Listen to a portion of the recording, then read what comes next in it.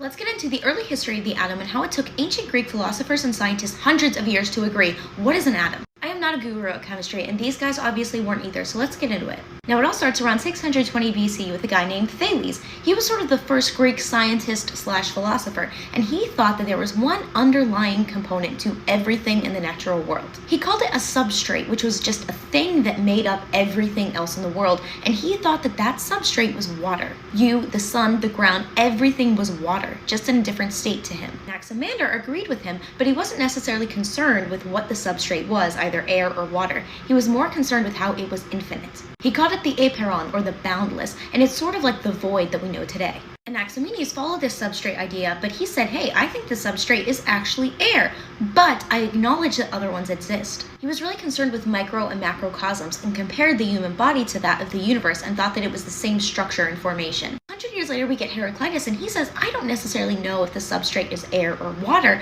but I do know that if it is either one of those things, we shouldn't call it that. Because regardless of what the underlying structure is, at the end of the day, everything is in a flux of change. The world is changing right before our eyes all the time, and so we can't pin it down to one substrate except change. So he literally said change is the substrate.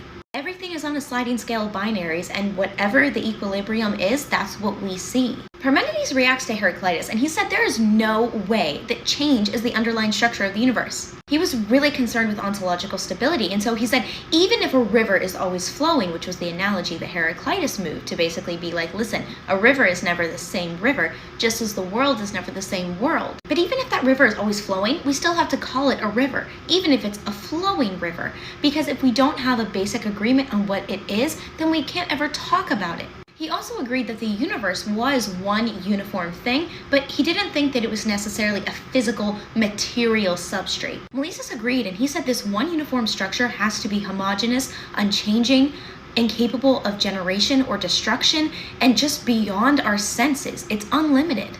And around this time, Pythagoras was saying, I think the underlying structure to everything lies in numbers. We don't really think that he was literal about that, but that mathematical concept and numbers were the key to understanding the universe, and that the arrangement and organization of things was what guided it. Anaxagoras said, I think everything is in everything, actually. I think a seed has tomato in it, and tomato has human flesh in it, and human flesh has nutrients in it, which is why you can eat a tomato. Everything in everything. Empedocles said, I think there are 4 elements, earth, fire, water, air, and everything is just a combination and proportion of those elements. And that we have different things because the earth is always on an axis of change. Until eventually we get to Democritus and Leucippus, who said that everything is made up of atoma, or indivisibles. And they were right.